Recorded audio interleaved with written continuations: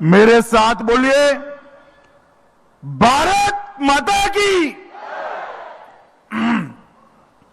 क्यों भाई, डिब्रूगढ़ वालों की आवाज को क्या होगा? हेमंत जी आपके यहां दूसरी राजधानी लेकर आए हैं, ऐसी आवाज नहीं चलेगी भाई।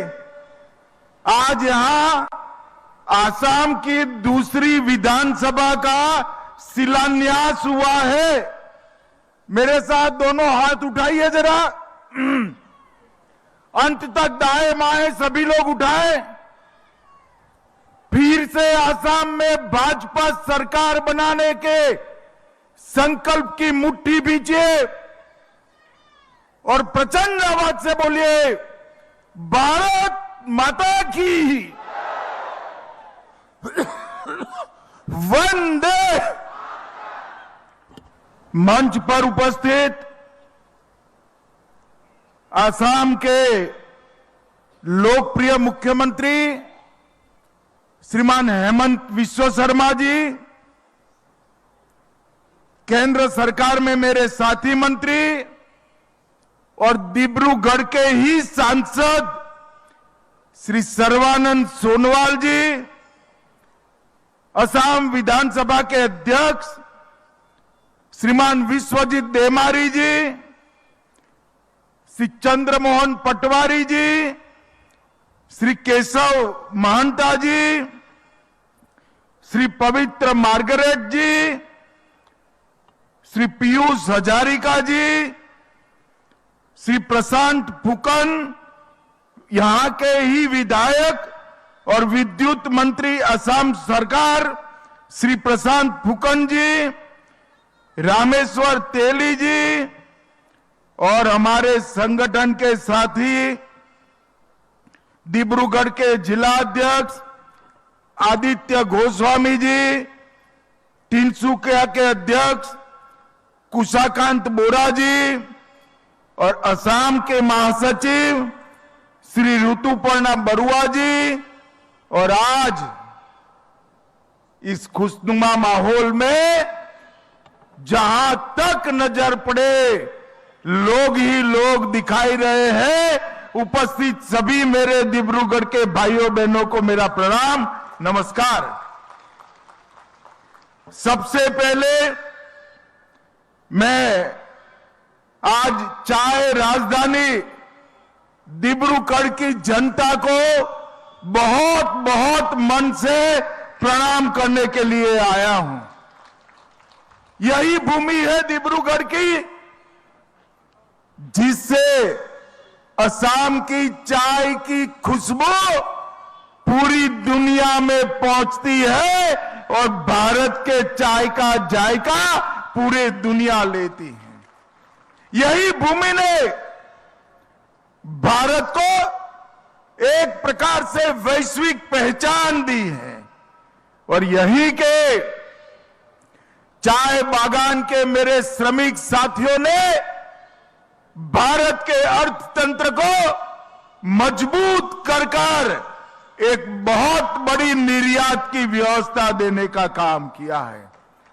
आज मैं यहां आया हूं तब सबसे पहले मां कामाख्या, श्रीमंत शंकर देव, श्रीमंत माधव देव जी के चरणों में प्रणाम कर कर मेरी बात की शुरुआत करता हूं।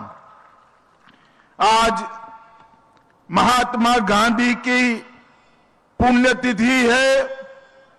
बापू ने पूरे देश को आंदोलित कर कर हमें स्वराज दिलाया था। आज मैं पुण्यात्मा महात्मा गांधी जी को भी प्रणाम करना चाहता हूं। भाइयों और बहनों, आज यहां पर लगभग 825 करोड़ की लागत से 5 परियोजनाओं का भूमि पूजन और उद्घाटन हुआ है। सबसे पहले मैं आसाम के मुख्यमंत्री श्री हेमंत विश्व शर्मा को डिब्रूगढ़ की जनता की ओर से बहुत बहुत बधाई देना चाहता हूं। इन्होंने 2025 में घोषणा की कि असम को हम समावेशी बनाएंगे और डिब्रूगढ़ को असम की दूसरी राजधानी बनाने का उन्होंने निर्णय घोषित किया। हमने कांग्रेस की भी सरकारें देखी हैं, कई सारी घोषणाएं सिर्फ घोषणा बनकर रह जाती थी, मगर ये तो भाजपा सरकार है। हेमंत विश्व शर्मा ने घोषणा की और आज 250 एकड़ में असम के दूसरे विधानसभा परिसर का शिलान्यास हुआ है। डिब्रूगढ़ वालों, आज पूरे भारत में मेरे डिब्रूगढ़ के वासी राजधानी असम के वासी माने जाएंगे। आप लोगों को बहुत बहुत बधाई। ये समावेशी विचार कि असम का हर क्षेत्र इसकी असम पर मलकियत है। यहां ढेर सारे जाति समुदाय ट्राइब्स रहते हैं, वो सभी का असम पर अधिकार है और सब मिलजुल कर एक महान असम बनाएंगे। इस विचार को मूर्तिमंत करने का काम हेमंत विश्व शर्मा का ये फैसला करेगा। मैं फिर से आप लोगों को अनुरोध करता हूं कि एक ऐतिहासिक निर्णय पर ताली बजाकर हेमंत विश्व शर्मा का अभिनंदन करिए। मित्रों, मोदी जी ने पूरे देश भर में खेलों के लिए हमारे युवाओं में एक उत्साह भरने का काम किया है। स्पर्धा चाहे राष्ट्रीय हो, अंतर्राष्ट्रीय हो, एशिया की हो, हमारे युवा आज खेलों में बहुत अच्छा प्रदर्शन कर रहे हैं। युवाओं के उत्साह से कुछ नहीं होता जब तक खेल का इंफ्रास्ट्रक्चर, खेलने की सुविधा, ट्रेनिंग की आधुनिक व्यवस्था, पारदर्शी चयन और खिलाड़ियों को सरकार से आर्थिक सहयोग नहीं मिलता है, खेल पनप नहीं पाता है। और आज डिब्रूगढ़ में मल्टी डिसिप्लिनरी स्पोर्ट कॉम्प्लेक्स, इसके प्रथम चरण का लोकार्पण कर दिया गया है। मित्रों, 240 करोड़ से 106 बीघा में indoor stadium, swimming pool, football मैदान, lawn tennis court, basketball court, volleyball court, खिलाड़ियों की हॉस्टल और कोच को रहने की जगह, एक प्रकार से विश्व भर के जो आधुनिक स्पोर्ट्स कॉम्प्लेक्स होते हैं, ऐसा स्पोर्ट्स कॉम्प्लेक्स का पहला चरण आज बनकर यहां लोकार्पित किया गया है। और इसके साथ ही 209 करोड़ से दूसरे चरण का शिलान्यास भी हुआ है। मित्रों, जैसा मैंने आगे बताया, यहां पर डिब्रूगढ़ में पूरे आसाम की विधानसभा आई है। इसके साथ साथ आसाम के हर विधायक का फ्लैट भी डिब्रूगढ़ में बनने वाला है। ये हमारे लिए बहुत महत्वपूर्ण है। विधानसभा आने से डिब्रूगढ़ के क्षेत्र को, चाय की इस राजधानी को नई आर्थिक ताकत मिलने वाली है। और ये सम्मान पूरी देश भर में बहुत कम स्थानों को मिला है कि राज्य की दूसरी राजधानी बनने का। फिर से एक बार डिब्रूगढ़ वालों को बहुत बहुत बधाई। मित्रों, यहां पर world life and research institute Dibrugarh 292 crore से 120 बीघा में बनेगा। इसमें डिसीज सर्वेलेंस की व्यवस्था, रिसर्च की व्यवस्था, डायग्नोसिस की व्यवस्था और कैपेसिटी बिल्डिंग, ये सभी करा है। हेमंत जी ने मुझे नीचे इसका मानचित्र बताया। मैं और सर्वानंद जी थे। मैंने हेमंत जी के कहा है कि पशुओं के साथ साथ पक्षियों के लिए भी ये सारी व्यवस्था यहां पर कर दीजिए, जिससे व्यवस्था कंप्लीट हो जाएगी। मित्रों, साइंटिफिक रिसोर्स और जेनेटिक डिजीज की स्टडी यहां पर होकर ये विश्व में अपने आप का बहुत महत्वपूर्ण स्थान बनने वाला है। और आज मेरे मन का जो सपना था वो भी पूरा होने वाला है। मित्रों, असम की नदियां हमारी संस्कृति की धरोहर है, हमारे किसानों की आर्थिक जीवादोरी है, और असम की नदियां हमारे लिए मां के समान है। मगर जब बाढ़ आती है, वो रौद्र रूप जब धारण करती है, हर साल कई जगह पे विनाश बिखेरती जाती हैं। हमने कुछ साल पहले स्पेस एप्लीकेशन सेंटर से आसाम का एक प्रकार से सर्वे किया, और आसाम के सर्वे के आधार पर बड़े बड़े वेटलैंड आइडेंटिफाई किए, और ये ब्रह्मपुत्र का पानी, बाढ़ का पानी, बड़े बड़े 15 तालाब बनाकर हम इसमें डाइवर्ट करेंगे और बाढ़ को रोकने का काम करेंगे।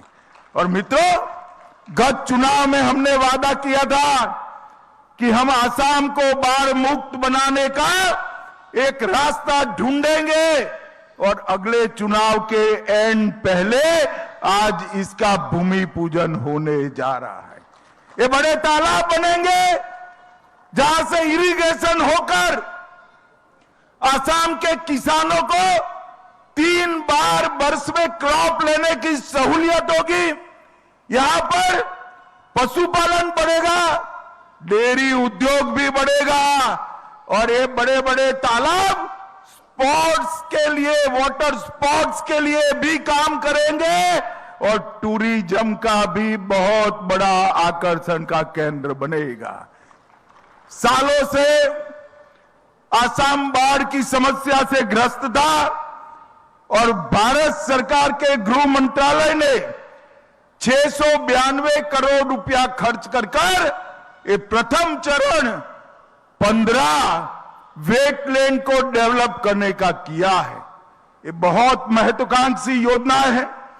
इससे 7.5 लाख लोगों को बाढ़ से बचाया जाएगा।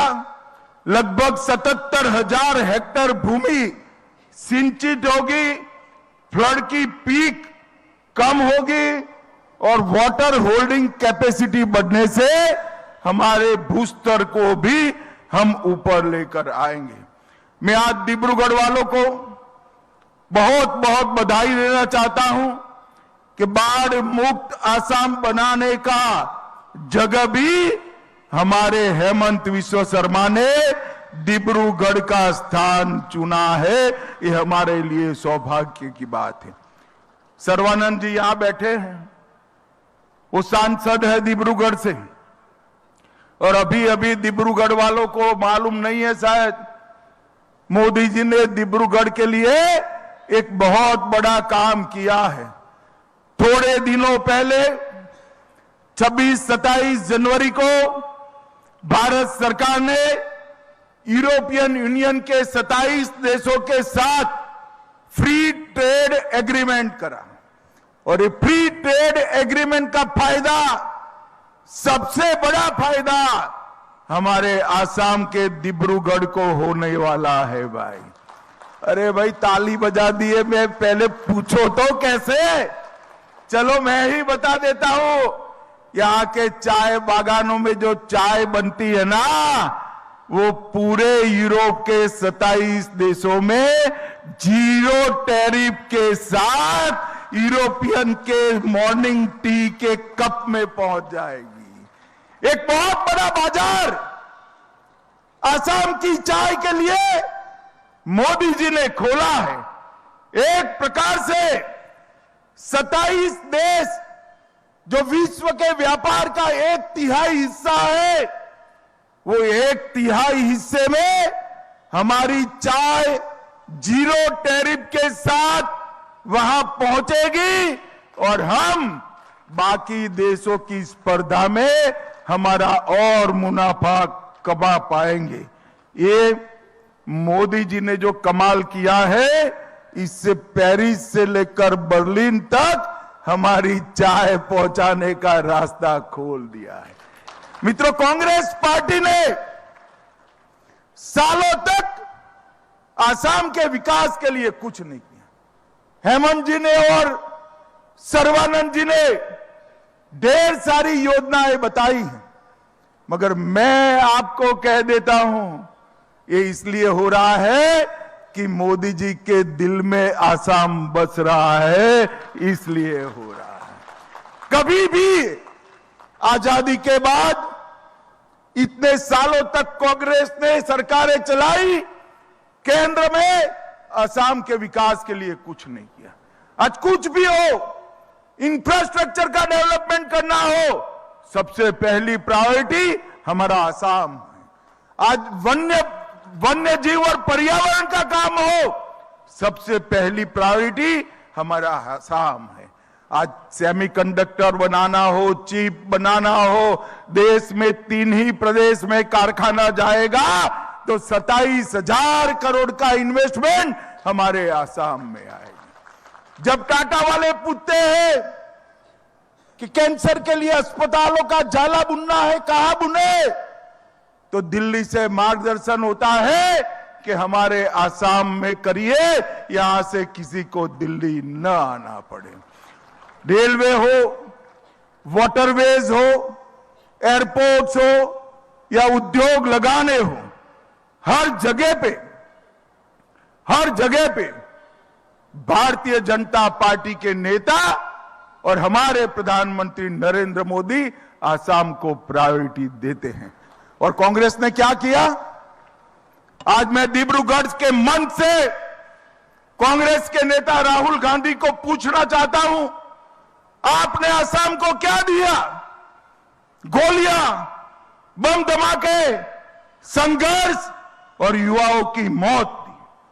भारतीय जनता पार्टी की सरकार बनने के बाद, नरेंद्र मोदी प्रधानमंत्री बनने के बाद पूरे नॉर्थ ईस्ट क्षेत्र में 20 से ज्यादा समझौते हुए, 10,000 युवाओं ने हथियार नीचे डालकर हमारे आसाम और नॉर्थ ईस्ट को सुरक्षित बनाया है।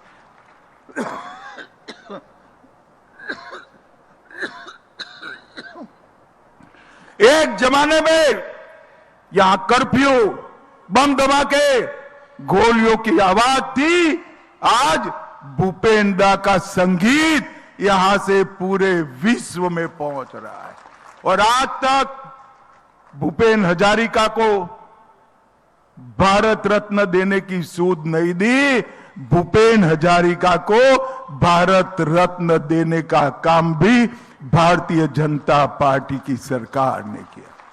यहां तक कांग्रेस के ही नेता, महान भारत माता के सपूत गोपीनाथ बरदोलाई जी को भी कभी भारत रत्न, लोकप्रिय गोपीनाथ जी को भारत रत्न देने का काम भारतीय जनता पार्टी की सरकार ने किया। और हमने यहां शांति, सुशासन, विकास और एक प्रकार से सबको साथ लेकर चलने की नई संस्कृति का विकास किया है।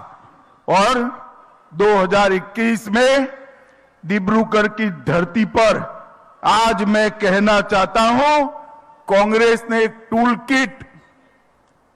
किट प्रसारित किया था जो आसाम विरोधी था और भारत में आसाम, दुनिया में आसाम की चाय की छवि बिगाड़ने का काम कांग्रेस पार्टी ने किया था। ये अंतर है दोनों के बीच। मित्रों, चाय बागान का क्षेत्र है, हमारे श्रमिकों के कल्याण के लिए आज तक कांग्रेस पार्टी ने कुछ नहीं किया। अंग्रेजों के समय से संथाल, मुंडा, कौल, भील, बंगाली, ये सारे श्रमिक यहां पर बसे थे, मगर उनको कोई सुविधाएं नहीं मिली। हमारी सरकार ने 2025 में लैंड होल्डिंग अमेंडमेंट एक्ट पारित कर 825 चाय बागानों के 3,33,000 परिवार, मतलब लगभग 20 लाख लोगों को भूमि का मालिक बनाने का काम भारतीय जनता पार्टी। सदियों से लोग भूमि की मलकियत के लिए संघर्ष करते थे। पहले कांग्रेस के खिलाफ किया, इसके पहले अंग्रेजों के खिलाफ किया, किसी ने सूद नहीं ली। 25 में भाजपा आसाम सरकार ने, हमारे मुख्यमंत्री जी ने यहां पर ये अमेंडमेंट कर चाय बागान वालों को मालिक बनाने का काम हमारे हेमंत विश्व शर्मा ने किया था। मित्रों, आज पूरे विश्व में आसाम और नॉर्थ ईस्ट के अलग अलग सांस्कृतिक गमछे हमारे नॉर्थ ईस्ट की संस्कृति का सम्मान का प्रतीक बने हुए। अभी राष्ट्रपति महोदया ने 26 जनवरी को एट होम कार्यक्रम में सभी को नॉर्थ ईस्ट के गमछे पहनाए। यहां तक कि यूरोपियन यूनियन की अध्यक्षा और बाकी सारे जो लोग आए थे उन्होंने भी गमछे डाले। एक ही व्यक्ति ने आसाम का गमछा नहीं डाला, उसका नाम था राहुल गांधी। अब मैं पूछना चाहता हूं कांग्रेस पार्टी के लोगों को कि नॉर्थ ईस्ट का गमछा राहुल जी ने नहीं डाला, पूरे देश और दुनिया के लोगों ने डाला। भला आपकी क्या दुश्मनी है भाई? जरा ये तो बताओ, इतना अन्याय क्यों करते हो हमारे नॉर्थ ईस्ट के साथियों के लिए? मगर मैं आज कहकर जाता हूं, राहुल गांधी को जो करना है वो करे।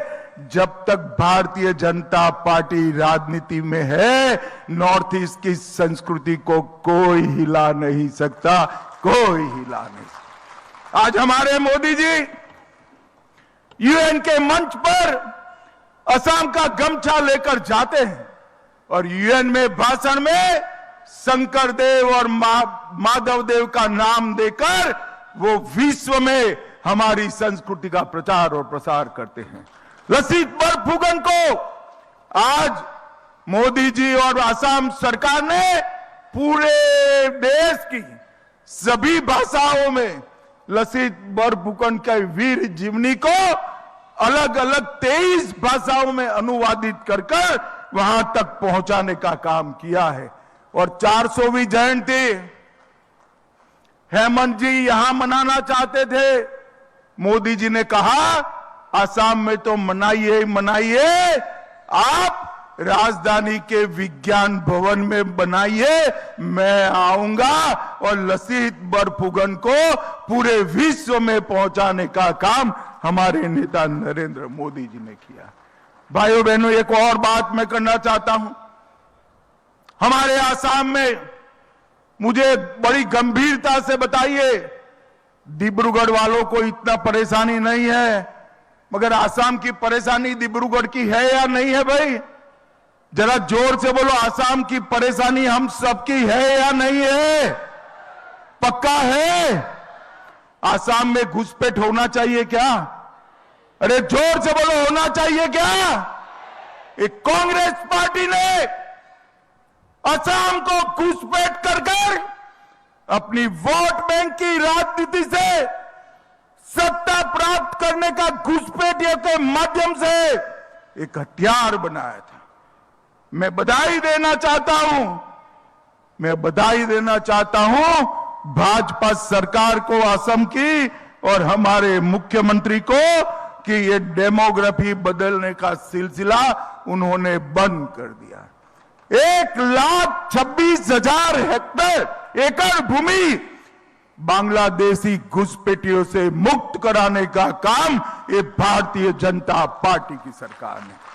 और मैं आज आसाम की दूसरी राजधानी की भूमि पर वादा कर कर जाता हूं, हेमंत जी के नेतृत्व में यहां पर तीसरी बार भाजपा सरकार बना दो, एक एक घुसपैठियों को चुन चुन कर आसाम के बाहर हम निकालेंगे। ये घुसपैठिया किसी भी तरह से आसाम और देश का भला नहीं कर सकते।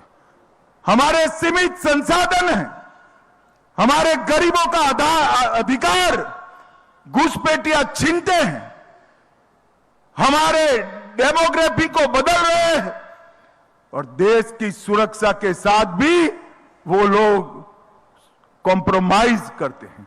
मित्रों, एक घुसपैठिया इन्होंने श्रीमंत शंकरदेव की जन्मभूमि को भी नहीं छोड़ा था और काजीरंगा के जंगलों में घुसपैठियों ने शिकार कर कर कर हमारे गैंडों को खत्म करने का काम किया है।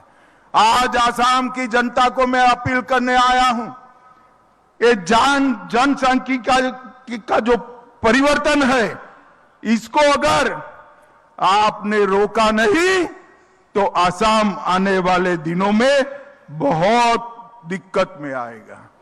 और जनसांख्यिकी का परिवर्तन, घुसपैठियों को रोकने का काम केवल और केवल भारतीय जनता पार्टी कर सकती है और कोई नहीं कर सकता। भाइयों बहनों, आसाम की सरहदें घुसपैठियों के लिए खुली थी। जब से नरेंद्र मोदी जी की सरकार बनी, पहले सर्बानंद सोनोवाल और फिर हेमंत विश्व शर्मा हमारे मुख्यमंत्री बने, मोदी जी और आसाम सरकार ने मिलकर घुसपैठियों को आसाम की सरहदों में आना बंद कर दिया है। अब घुसपैठ नहीं होती है आसाम में, परंतु जो आ गए हैं उनको भी बख्शना नहीं है। चुन चुन कर बाहर निकालने का काम ये भारतीय जनता पार्टी की सरकार। पिछले 5 वर्षों में हमने बहुत बड़ा आर्थिक सुधार भी किया है। आसाम की जीएसडीपी को 4.1 लाख से बढ़ाकर 7.2 लाख करोड़ तक ले गए हैं और आसाम के नागरिकों की आय में 50% की वृद्धि भारतीय जनता पार्टी की सरकार के समय में हुई है।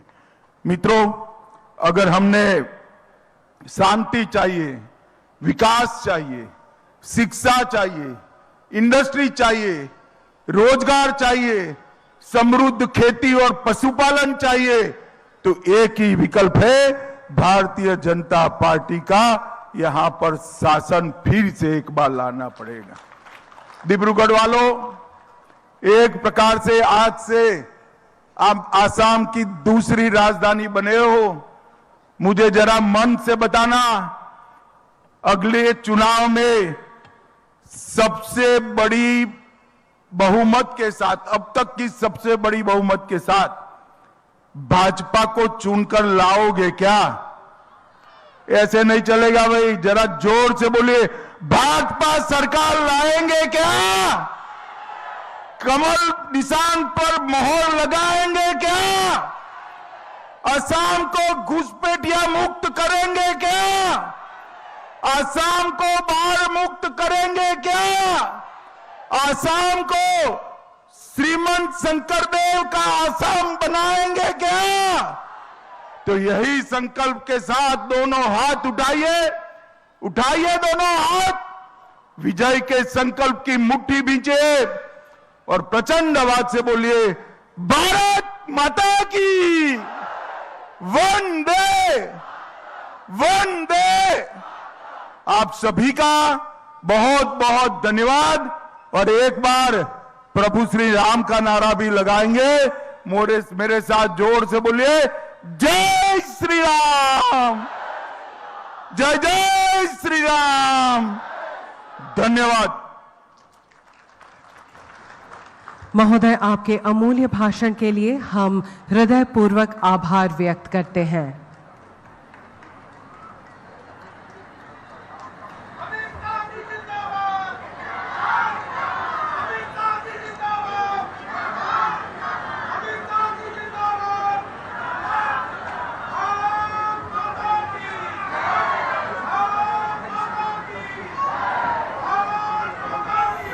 আৰু এনেদৰে ডিব্ৰুগড়ৰ খনিকৰ খেলপথাৰত 26ৰ নিৰ্বাচনী ৰণদংকা বজালে কেন্দ্ৰীয় গৃহমন্ত্ৰী অমিত শ্বাহে 1700 কোটি টকাৰ প্ৰকল্প মুকলি তথা আধাৰশিলা স্থাপন কৰি অমিত শ্বাহে সম্বোধন কৰিলে বিশাল জনসভা আৰু এই বিশাল জনসভাত সকলোৰে মাজত ব্যাপক উৎসাহ উদ্দীপনা পৰিলক্ষিত হৈছে কেন্দ্ৰীয় গৃহমন্ত্ৰীক ইতিমধ্যে উষ্ম আদৰণি জনাই এই অনুষ্ঠানৰ আয়োজন কৰা হ'ল যি অনুষ্ঠানত হাজাৰ হাজাৰ লোকৰ সমাগম দেখিবলৈ পোৱা গৈছে